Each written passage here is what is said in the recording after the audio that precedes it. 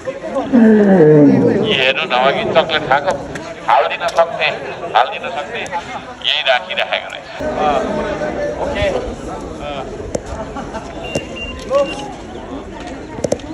Hello hello ल ठिक छ।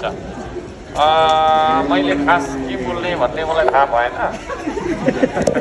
तर यहाँ चाहिँ के अरे सरसफाइको लागि आउनु भएको भन्ने बुझियो।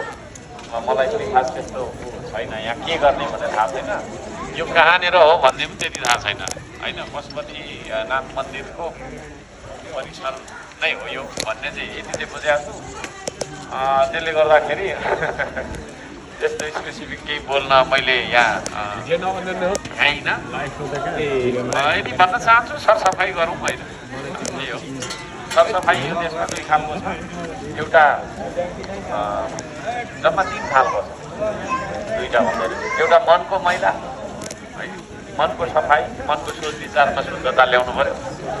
अर्को तनको सरसफाइ होइन, र अर्को चाहिँ वातावरणको होइन, वरिपरिको परिवेशको सरसफाइ।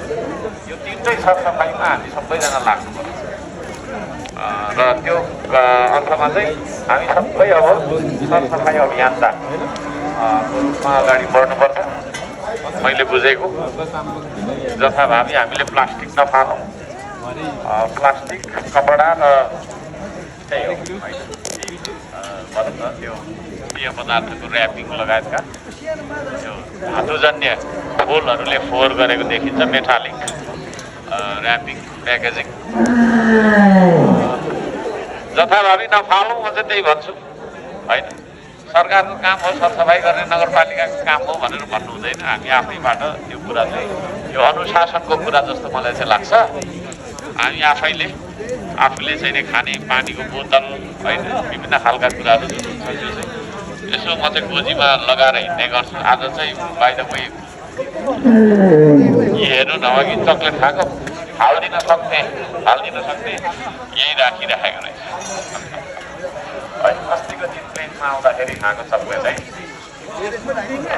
एयर होस्टेस यस्तो बानी बनायो के अरे बसाइयो भने अरू महिलाको समस्यादेखि हामी चाहिँ मुक्त रहन सक्छौँ भन्ने मेरो बुझाइ हो। यदि भन्न चाहन्छु सबैजनालाई यो सरसफाइ अभियानमा सहभागी सम्पूर्ण थुप्रै हुनुहुन्छ कि पत्रकार साथीहरूलाई धन्यवाद छ भन्ने भन्न चाहन्छु। मैले फेरि दोहोऱ्याएँ, जम्मा 3 खालको फोहोर मैला, एउटा मनको, एउटा तनको र अर्को वातावरणको सबै फोहोर मैला चाहिँ सरसफाइ गरौँ यदि भन्न चाहन्छु। नमस्कार, धन्यवाद।